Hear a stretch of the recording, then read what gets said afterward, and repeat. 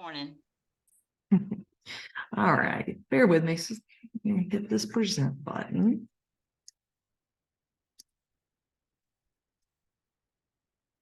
All righty.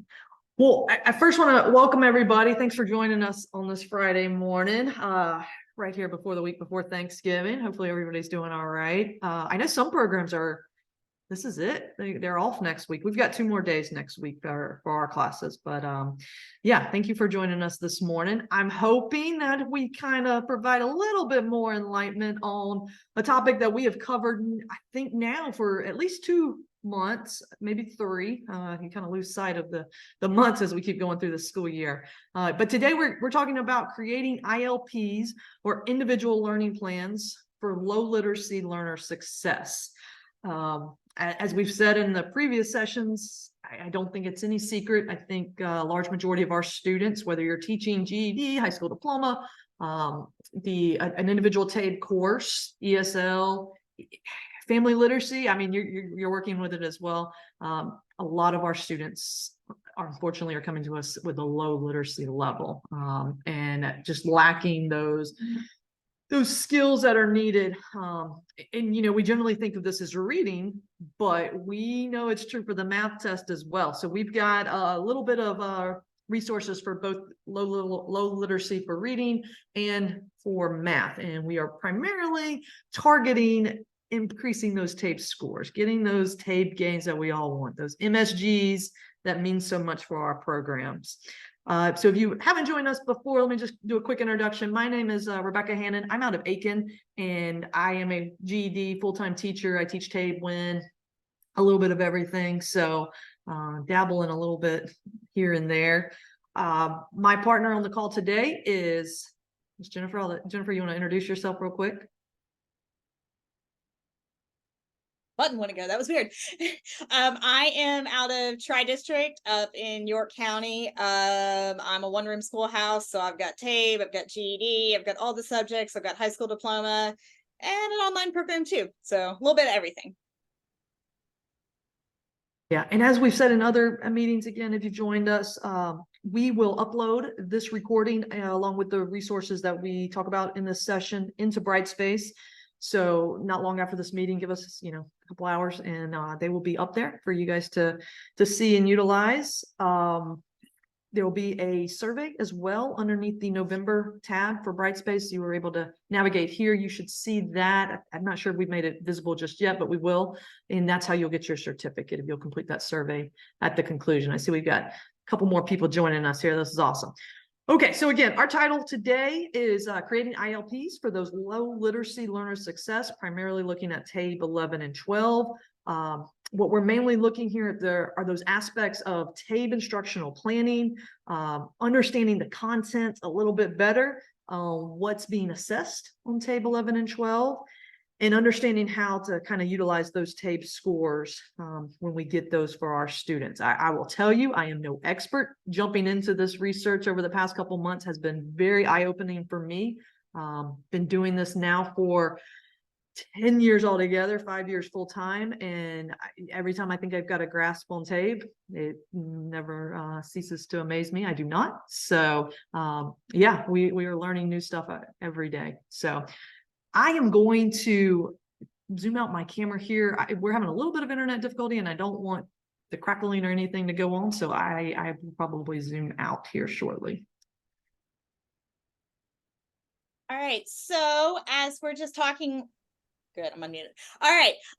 Thinking about objectives for today. We're going to look at several aspects of TABE instructional planning, including understanding the content that is covered on the TABE 11-12 assessments, particularly those E and M level assessments, understanding how to use those initial TABE scores to place students in the appropriate level of material, and figuring out the best ways to use those reports that are provided through DNC or DRC.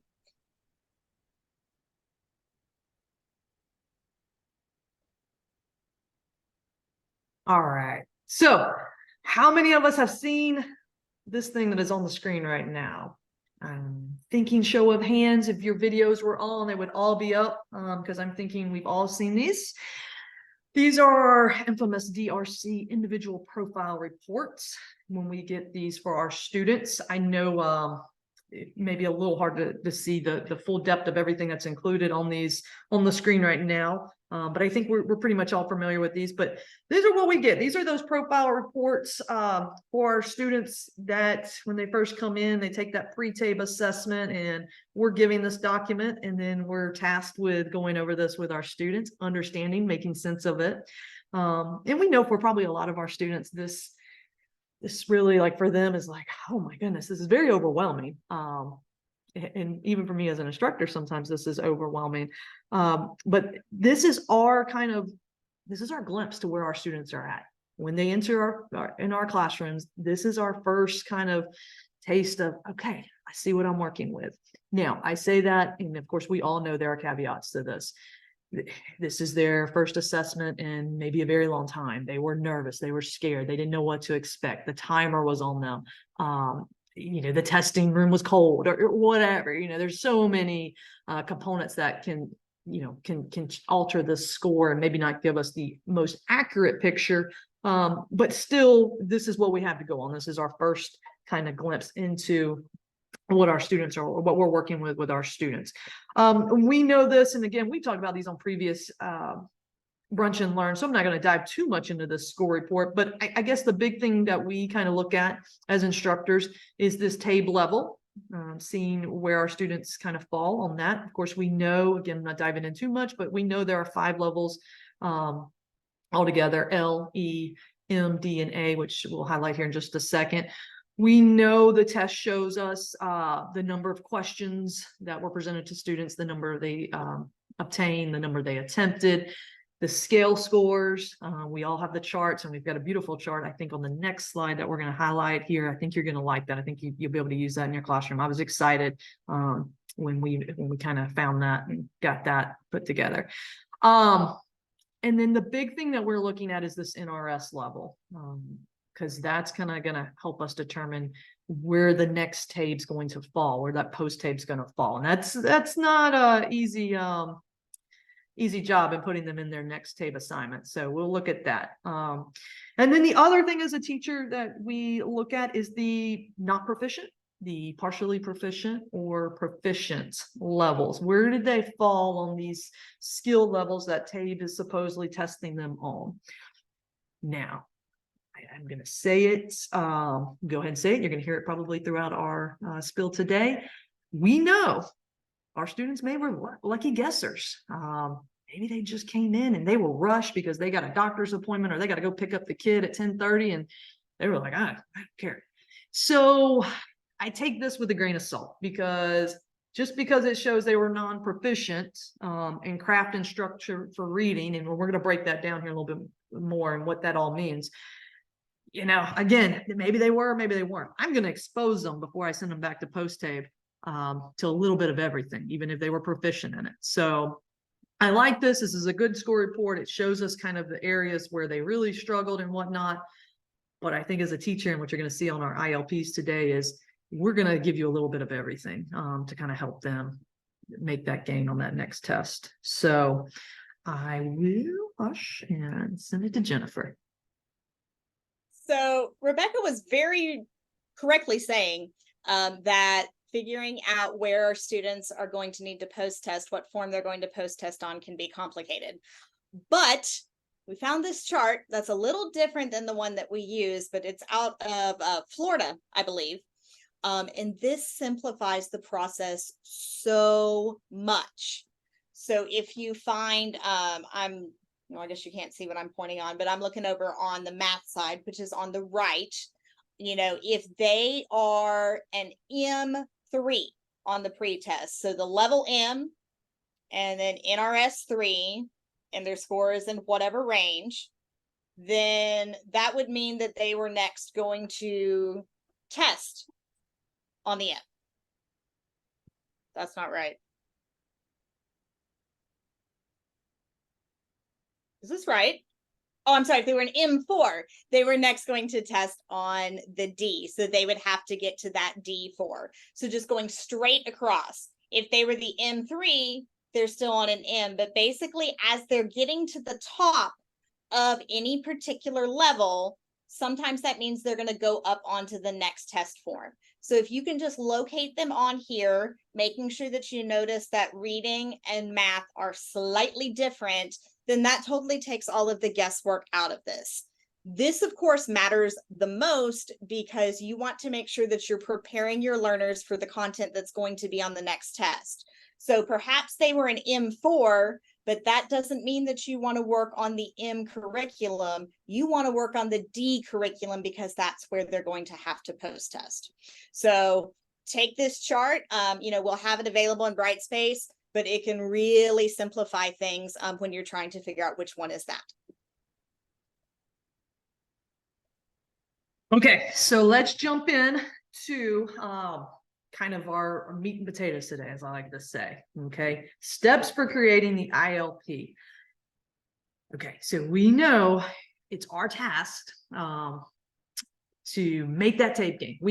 For me personally, my students come into class and I know they're here for the GED because I'm the GED side, not high school diploma side or on the ESL side, but I know that's what they want. But in my mind, I know a large component of our financials comes from making a tape game. So I'm going to try to infuse a little bit of the tape, a little bit of GED, and a little bit of win all together. So this is where I think these ILPs can be a big, big win for you guys. So steps for creating the ILP. So we're going to start with number one. We're going to identify that current test form, level, and the scale score on that individual profile report. And Jennifer just showed you that really cool chart. I love that chart because, again, 10 years I've been in adult ed, and I think I finally got, if they're an M4, I need to put them on the individual learning plan for a level D student because they are no longer going to be able to make a gain in M, and I've got to test them in the D book, which does have slightly different skill sets than what the M book does, and so forth and so on with E and everything else. So I've got to understand how the structure of the test works and how that scale score and how those levels play a factor. Okay. Let's see. Number two, we're going to determine the test form and level at which the student will post-test, kind of that ran together. Number three, we're going to select the curriculum level that matches the post-test form that was identified in level 2. Now, with this being said, each of the areas, and I kind of already said this, has a little bit of slightly different curriculum. Okay. What's seen on E may not be true of M, and may be slightly different of the D and the A. So you've got to understand there are 4 different kind of curriculum levels for each of these tests. Okay. It's not just about the rigor. It's not necessarily just about the passages getting a little bit longer for the reading side, or, for the math, beefing up the numbers a little bit. There are slightly different skills that are tested, and we do have to look at that. Okay. Number 4, you're going to create the ILP using the data from the individual profile report, and we're going to show you the ILPs here in just a few. Again, today we are mainly just talking about those low literacy students. So what we're going to show you today is really just an E and an M level, because for most of our students coming into our programs, this is where the struggle is. If they're testing at a level D, I think it's accurate enough to say that, we know that these students will probably, high likelihood, be able to get out with their GED. So and sometimes there are high flyers, as they're sometimes called. So I don't put as much emphasis on that tape. But those level M's, they're usually here for a minute. Those level E's, of course, are here for a minute. And I know they're going to reach 40, 50 hours of instruction if I can keep them in the seat and get them here. So I really, really want to try to help them get a tape gain, help them achieve some success in the program and make that MSG. So that's a little bit on the steps. And now let's get into what we're looking at. So for step 1, that's where we're identifying their current test form and their level and their scale score on that individual profile. So for a student to be able to do well on the tape test, both you and your student need to know as much as possible about that test. What topic areas are being tested, how many questions were under each domain area, and what question types were included so that you can connect those lessons and activities directly to the tested content. So familiarizing yourself with what's expected on each level of the test helps you to help your student focus on the right areas and to be able to track progress over time towards that level of mastery that's going to allow them to be successful on the post test. Keeping in mind on the math side, there may be a super basic form of expressions that they're expected to write. But then if they're on the D form, expressions might be on there still too, but now, it's involving multiple variables or the distributed property or things like that. So even if you've got a student that's on, say, an M, it's important, particularly on the math side, to know what was expected of them on the E in case there's any gaps that you need to fill in, because that content is building on each other. So knowing what they did on that current test form helps you to know where you're going moving forward. So this example person here, this was John Smith. And on the reading test, we see that the level was E and the scale score was a 421. So test form 11, E, 421, and they were an NRS level 1. So we know all that information, and then that helps us as we moved into step 2. I couldn't find my video for a minute, so I got it back here. Sorry about that, going forward there for a second. Okay, so step 2. Here's where that chart comes into play. And I know you're thinking, oh my gosh, I'll keep saying this, you're saying this, but this is so important, okay? Making sure that you are utilizing the individual learning plan that is correct for your student on where they are going to test next. Now, for majority of the TABE students, they're going to be testing in the same level as they did for the pre-assessment. But there are those occasions where you do have to make sure you know that they're stepping up a level, okay? Stepping up a level. I mean, I can't tell you how many times it's happened that, unfortunately the wrong test was given to the student for that post-test. And, it really, it's a bummer because on a lot of levels, in so many ways, you have the student who was geared up to take that assessment. We already know our students in adult ed really don't like taking tests. I've said it before, these are students who did not have success in our regular K through 12 settings. And one of probably the main reasons were assessments, and just that anxiety and that, just that fear of what the test is going to happen to them, what's going to happen at the end of that. So they're geared up for the test, and then you send them down to do the post-TABE, and they take the test, and they cannot make a gain if they're at one of these higher levels. Okay, so you then have to kind of come back and tell them, like, oh, you did good, but I'm gonna need you to take the test again. It was taken in the wrong book, and so that's tough. That's tough for our students. So again, making sure you're on the right learning plan for the student, when you're gearing up to help them take their post-TABE, making sure the testing coordinators and everybody's on the same page. So determining the test form and level at which the student will post-test by using this next test assignment chart is big. I have, let's see. So I had a question for you guys I was going to throw out. So let's see here. Let's see. So if John pre-tested on Form 12, this isn't on the screen, this was just a random question I had for you. If John pre-tested on Form 12, now that seems a little abnormal. Why is he pre-tested on 12? But he pre-tested on 12, Form 12. What would we assign him for his next post-test? Which form would we assign him?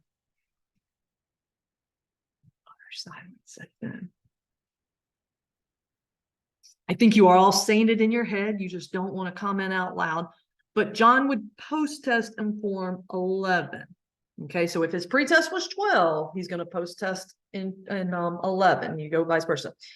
From everything I understand, and Jennifer helped me, maybe you know this too, the form they use, you can start with 12 if you want to, and then have them post on 11. You can swap that. It's just the more norm is to pre-test on 11, post-test on 12. But of course, we have those students, maybe it's getting a little late in the year now, but when we first came back in July and August of this year, you had those students whose TABE scores rolled over from that March date that was set.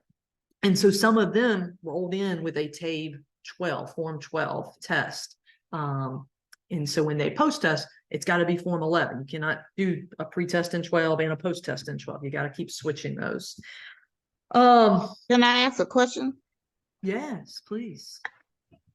Okay, this happened to me recently. In fact, this week here. I had a student who was pre-test in E, because most of them are E or M.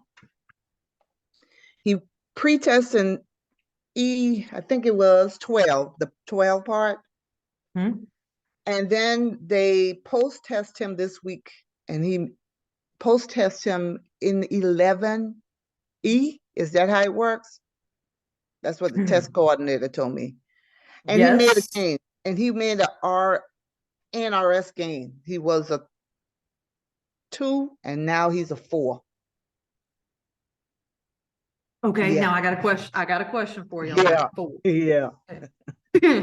So I had one this week. He was an E. The form, I think he actually did test on form 12 because he was one of my spring students and he had already posted. Mhm. Anyway, we rolled it over.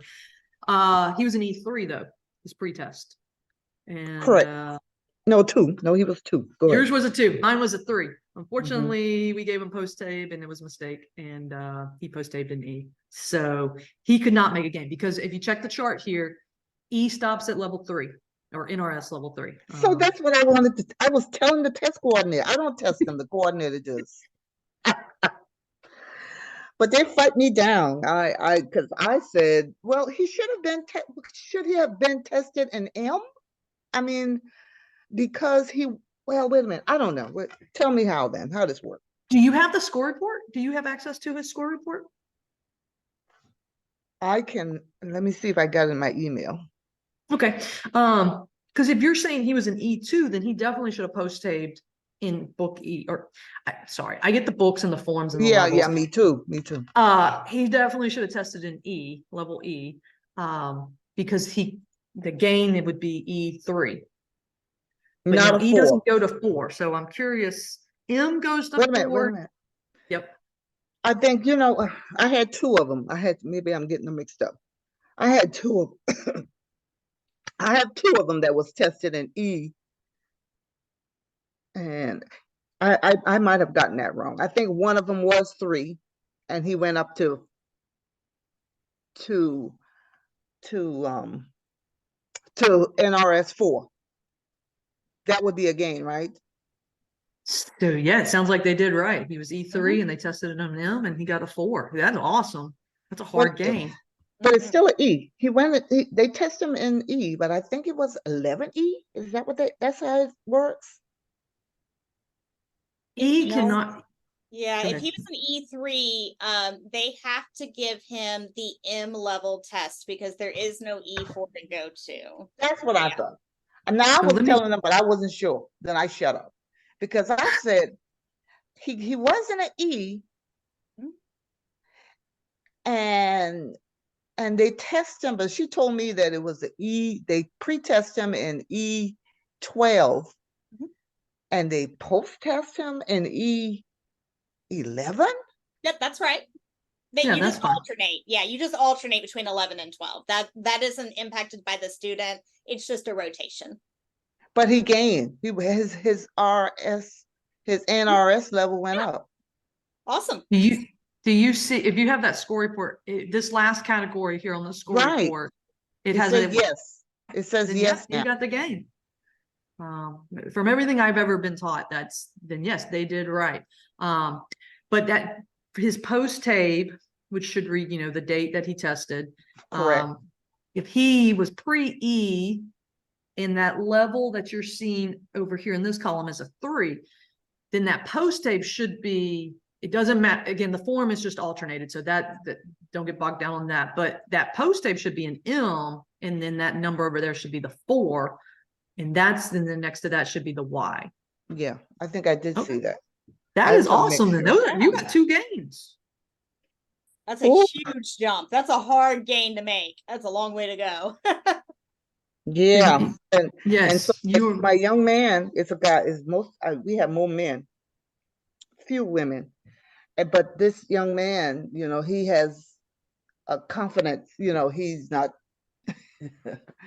He doesn't think he's doing well, even though I showed him, and I think I explained it to him. I don't know if I was supposed to, but I showed him his gain on the before and after, and then he seemed to understand and felt better, but he thought his score should have looked better. I don't, sometimes you just don't know what to do with these. And this is a young adult. He's 24, 24, I think he is. But he had a hard time in school, so he comes every day, and that happened. And I have another one who did the exact same thing. But I think he was in 4. I was just so impressed when they called and told me, said, I had a lot of gains this time. And I just, most of the time it's always bad news. And this time was so good. I thought, oh my God. And my birthday today, I said I had to celebrate. I'm giving you a round of applause. That is awesome. And happy Good, 'cause- birthday. Thank you. Yes, and happy birthday. I Those was just games so are happy. not easy. Let me ask you It's now, not. was It's it not. reading, math? Yeah, I do reading. Reading. I do Wow. Okay. reading. Okay. It- I'm going to be reaching out to you to find out I your don't secret. know. I don't know. You don't know how hard it is. This seems like I work hard here than I work in regular school. So side note, we had you said it, the young man had lacked the confidence. We had a visitor on campus this week, and she was from the community, so she really wasn't aware of everything that Adult Ed did and in our student population and everything. And I told her, I was like, one of the biggest things, probably the largest component of my job at this point, I teach the content, but I'm a cheerleader for the students. Right, I'm their right. therapist, their cheerleader, so to say. Yeah. Because our student population, like you said, they lack that motivation, and Mhm. that just that confidence. That confidence is so huge. But you just highlighted something that I think, am I on my, let's see if I'm on my right slide. I think I kind of lost my Yeah, way here for a minute. But if your student is an E3, like you said, you had that one student, and this is our reading. So an Right, right. E3, I need that paper. we're gonna I put it need up for that you. chart. I don't have that chart, but you said I'm it's gonna in we're gonna Bryce.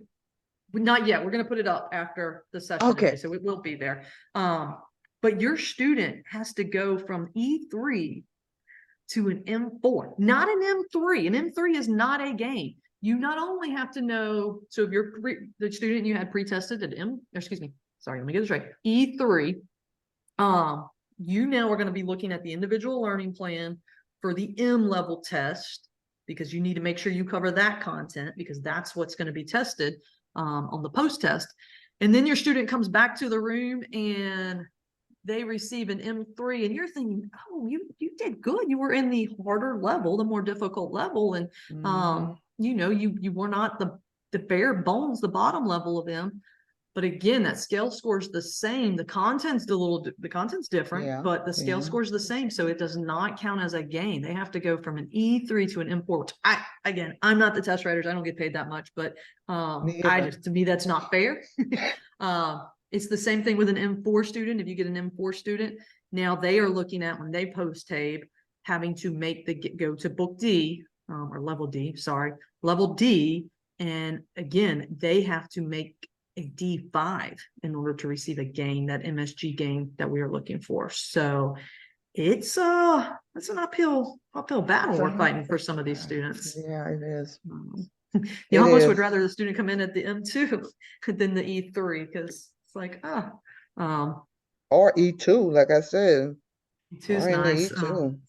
E2, yeah. And I'll tell you too, and again, we're going to get into these individual learning plans, so you'll see. I had a student, this week I was working with the E level, and I've been looking at it, and okay, I'm going to say it. I thought E was really easy. And I was like, okay, we're going to make this game. Well, then I started looking at the content, and I'm like, you know what? I can see why you struggle on this. One of the TABE practice questions for math, Jennifer, I'm stepping in your lane here, but one of the practice questions that TABE provides for E-level math is the students have to find the area, and it's a rectangular shape with a square attached. So they have to recognize that, they have to cut it in half and then use the area formula. And I mean, that's simplistic for us maybe, but for students that lack that math knowledge, that is not an easy task. So that E level, it's not as easy as I thought it was. I had to put my foot in my mouth on that one. So That shape's not on my formula sheet. yeah. That's tough. Like if you just ask me the area of a square, okay. But this actually required the students to really kind of break it down and utilize, two different formulas and compile that. So anyway, but Ms. Capers, awesome job. Round of Thank applause you. there. That's great. It was hard work. Oh no.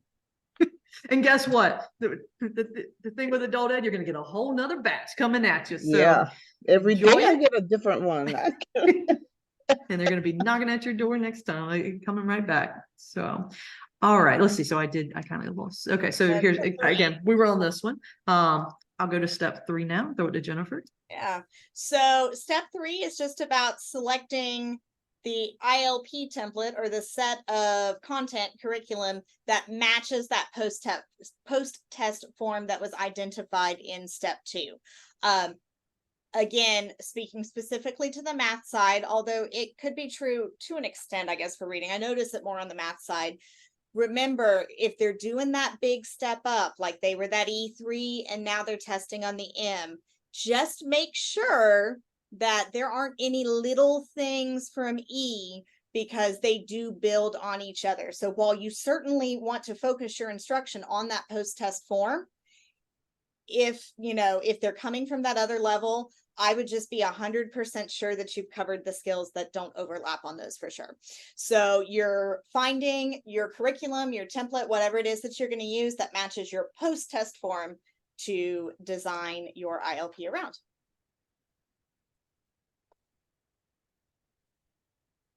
Okay, so let's this is the final kind of step here. Create the ILP using the data from the individual profile report. Let me see here real quick. I think, okay, now okay.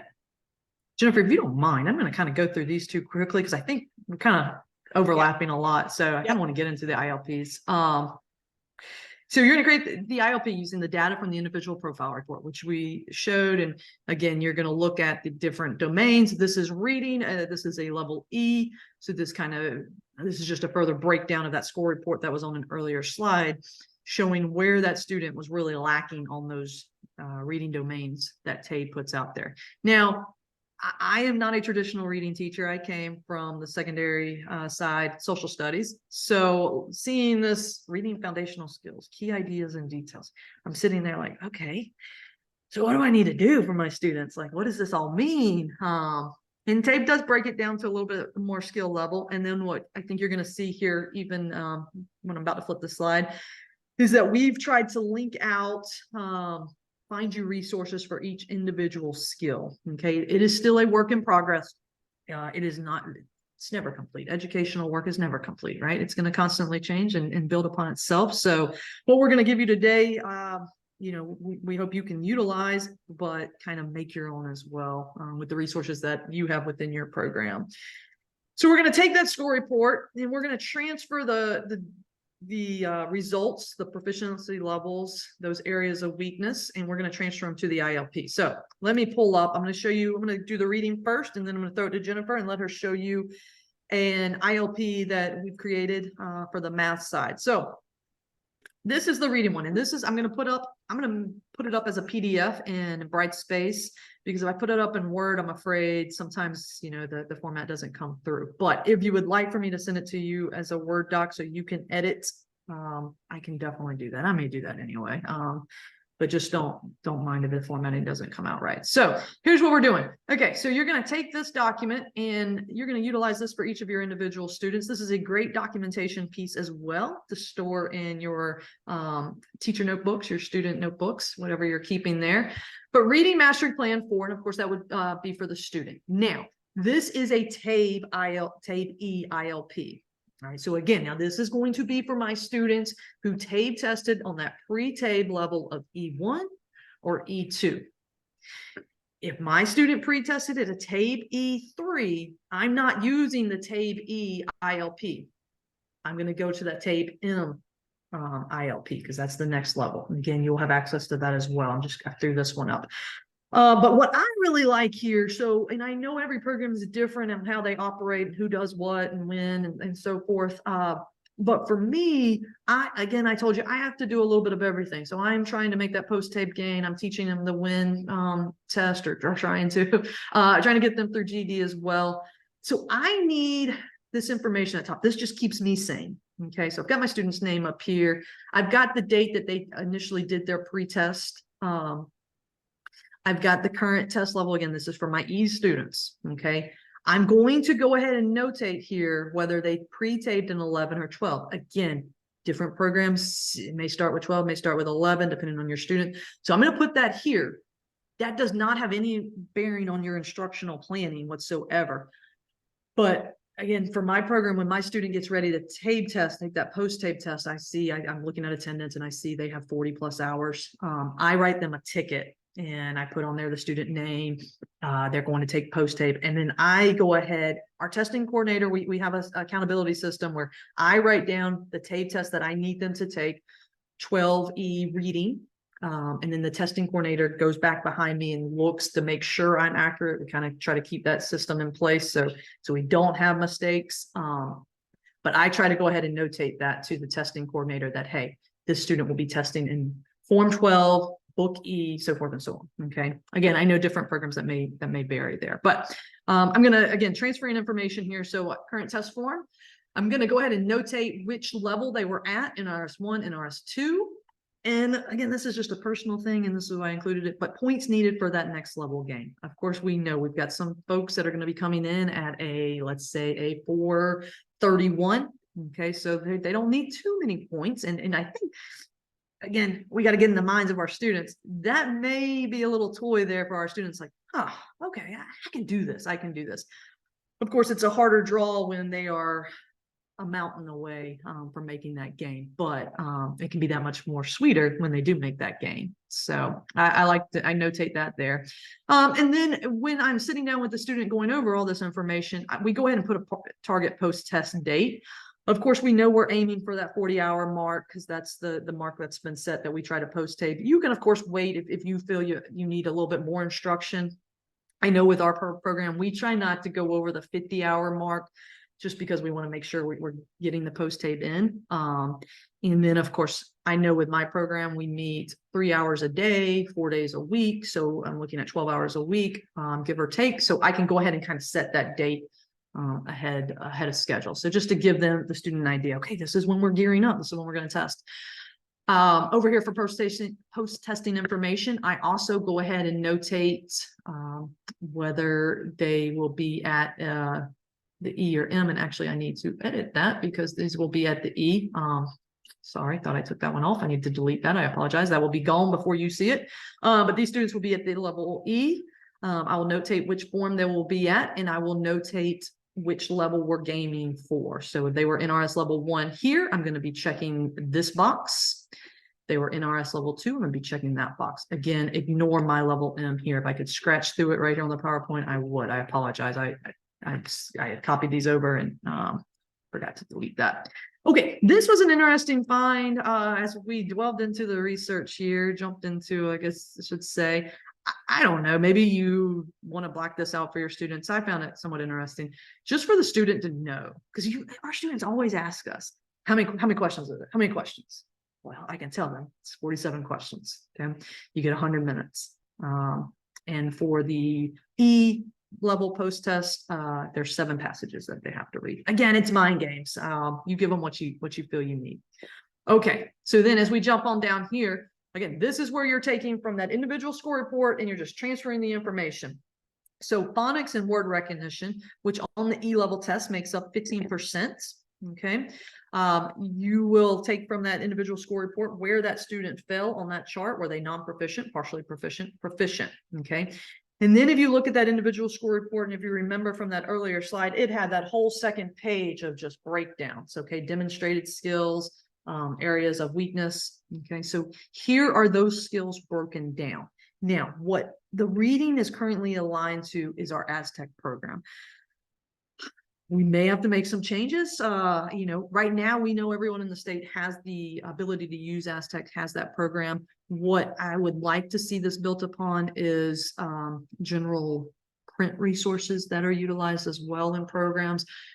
I guess the weakness there is everybody uses a little bit of different software and print materials. So it's hard nailing down exactly, individual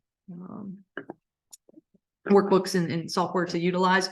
But currently this is a template that you can use. So if your students struggle with, let's just start with distinguishing between vowel sounds. Well, you can go Mastery, again, you can put a check mark here once they've found this or complete this. But in Aztec, if they go to, we are looking at the fundamental series in Aztec. This is that level 2 series in Aztec. Okay, fundamentals are reading, letters and sound, what are short vowel sounds, and they need to complete the lesson on what are long vowel sounds. They complete the lesson, and then there's the drill set. Okay, and I always say they're aiming for that 70% because that will give them that green check mark in the lesson box in Aztec. And so then we put mastery date. You know, again, we're hoping you guys can utilize, and I'm going to show you the actual Word document here. Make this your own, but you have this ILP that you can use for your individual students, and you have your own resources. This is really just an accountability piece for you to utilize with your students, and it shows them, look at all this stuff you've mastered. And this, Jennifer, I'm going to exit out of the PowerPoint and I'll come back. It has all of those domains listed. So as you can see here, key ideas and details is 35% of the TABE test. And that's a big component. And this is where I really get I don't care if my students E, M, D, these are going to be huge factors on whatever test they take. The basics of reading, answering the who, what, when, why. The other big piece of this component is the basics of reading, identifying the main idea and important details. We know main idea is a struggle. So even if my students showed proficient on this, I probably will have them go in and we will mark this down that they really, really are proficient on that. So that's the reading. And this is the TABE piece here. Let me pull back up that PowerPoint and let Jennifer show you the great math. Please not share. Presents. Hey, before you move on, hey Yes. everyone, can I just highlight the fact that the GED, K to GED pacing guides also has some references to other resources based on the different EFL levels. If you'll allow me to share my, well, can I share my screen? Yes. Can you? Can I? It's got multiple participants Sure, can give me a share. second. Let me make sure. Yeah, it I should. think you have to give access to her. Yeah, it's Oh, I did. That's. It says all participants who can share. I can pull that up because I have it. Well, pulled you up can for- pull it up, yeah. If you pull it up and just go to, based on what Yes. you were just talking about, long vowel sounds and short vowel sounds on page 5 of the reading TABE to GED pacing guides, but it also references the Essential Ed TABE 11 and 12 Academy books that you may have, as well as the ABE Essentials workbooks. And there's some videos there as well. You don't have to cut to it, but you were saying that what you were showing was just showing Aztec, but you also have that resource available to you. Yes. Can you see the screen? Is it Yes. reading tape? Okay. Yes. So yes, we do have this as well. And again, Page, this I has think it's, a lot of stuff. But yes, if we scroll down right down Right. here, yeah, you can see it kind of provides even a more breakdown of this piece, and it also has some really nice instructional pieces here. It's set to Aztec fundamentals that was shown on that ILP, but it also has Essential Ed already aligned, and then the AB Essential workbooks if you have access to those as well. And it shows the page numbers and everything for those.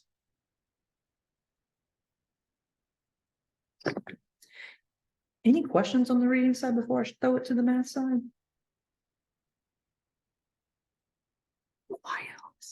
It's okay. Well, I don't know. I use this. I use this when I have Awesome. some students at that.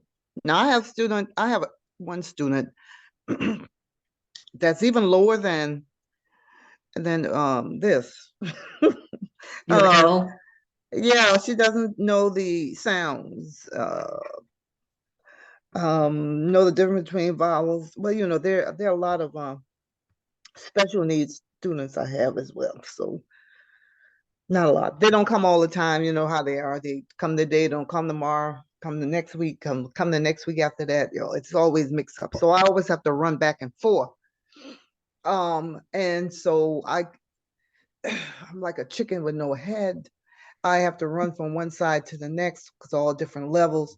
And then with now I gotta, I I don't know if anybody have a problem. I guess I'm the only one running my mouth, but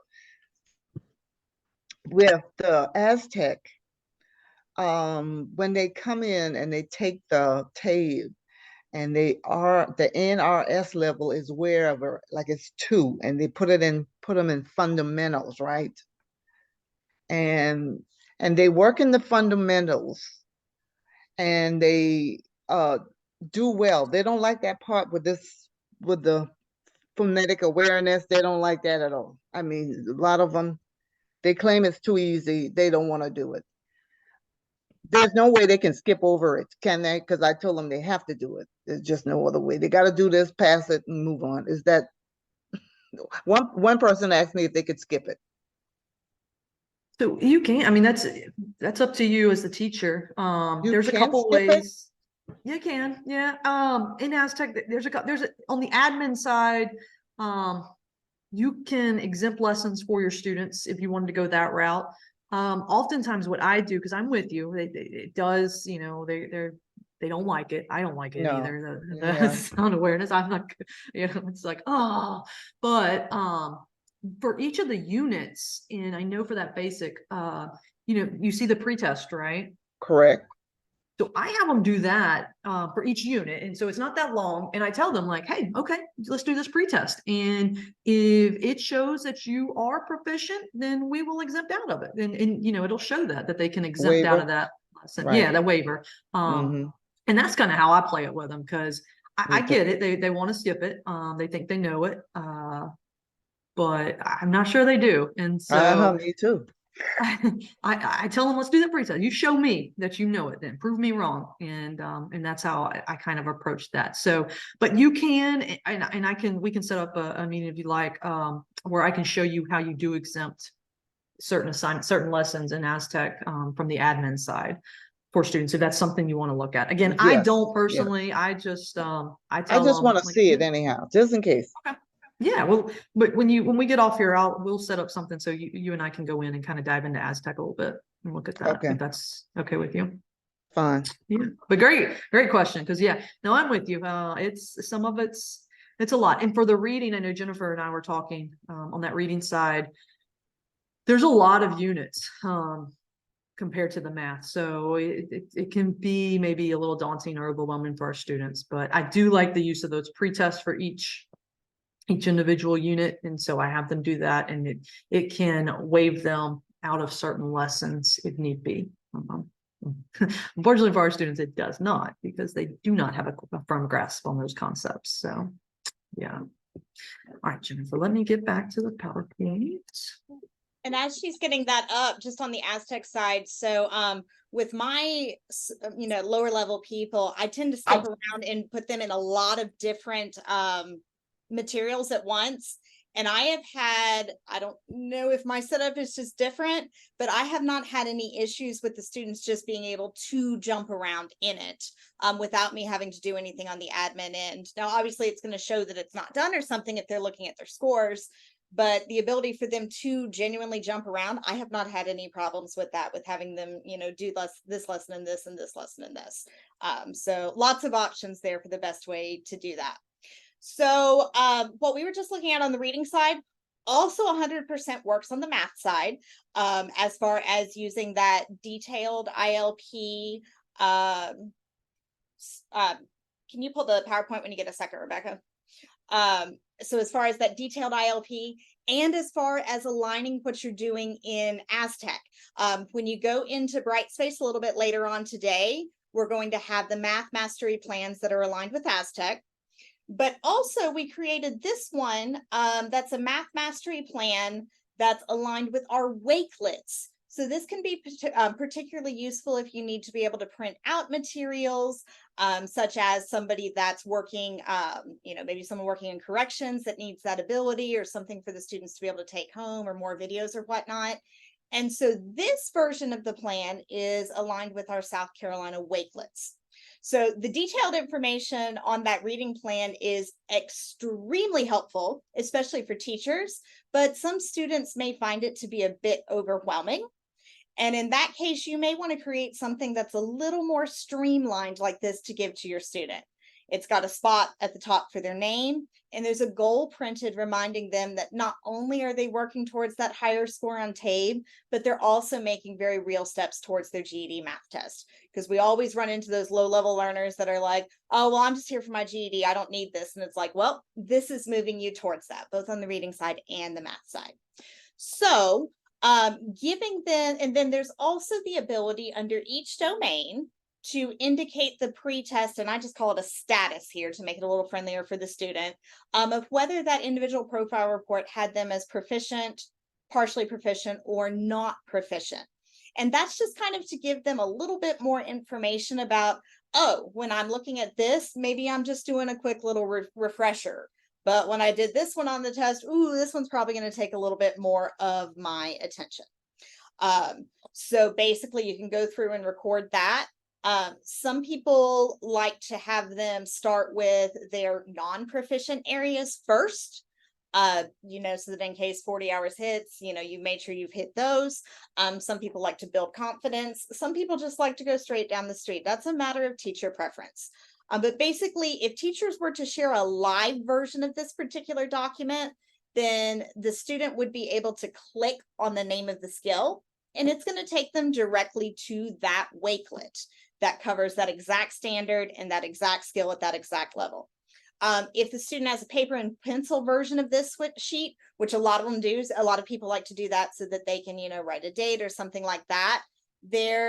I don't know that you can see it right now. At the bottom of this screen, it says find all Wakelet links at. And that's a place where they could just type in, it's just a bit.ly address. And then that takes them to all of those links. So whether you wanted to do a pencil paper version or whether you wanted them to be able to navigate, we've got you covered both directions. And that can be particularly valuable if you've got kind of the one room set up where you have everyone doing everything. It's going to help them to be able to do more independent work.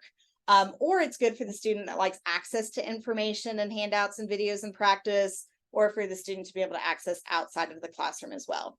So we have these aligned versions. This covers the content that's both on the TABE blueprints and on the TABE crosswalks.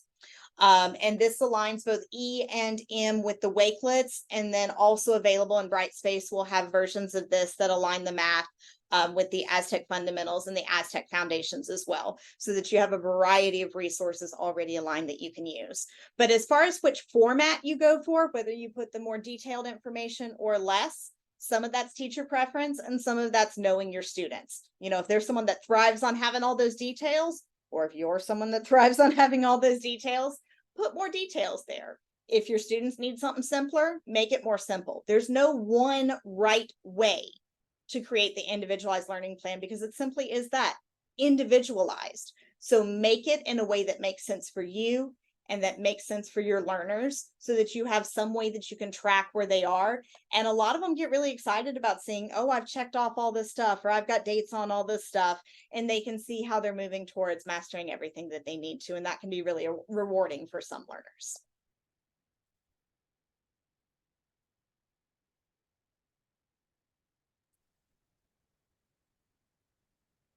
All right. Yes. I love it. And so I do want to go back for just a second. So, oops, I ended the show and I didn't mean to.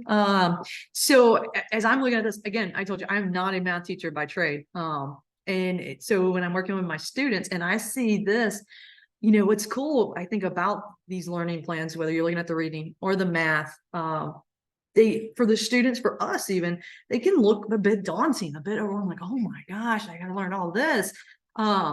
But I think what's neat is if a student just is struggling with angles, measuring angles. I mean, one, we know that's on the TABE and really not assessed on the GED.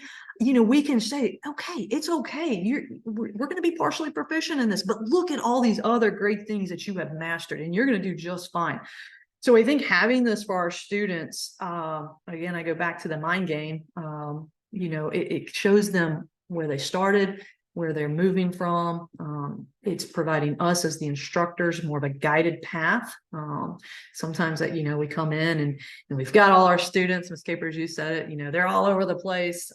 This just kind of streamlines it and really helps narrow our focus, showing where we need to go with our students. So, now with all that said, let me move this out of the way here. Okay, so now that the student's ILP is complete, you have a document that takes that guesswork out of instruction, like we said. With the ILP, both you and your student know exactly what the standards, substandards, those skills, those domains, what's on those TABE tests. And you know those areas that need to be emphasized, which may need just a little bit of review or need a harder look at. So hopefully, it helps also build that student confidence and helps provide us a pathway to make those MSG gains. That's what it's all about, right? Helping those students. And again, we showed you the E&M here today because we know that's where our population's at. And I'm just so I can't wait to talk to Ms. Capers. I want to talk to you more and get your tricks on how you make these students get these gains, because I need to know. But we got a couple minutes here. Is there any other questions?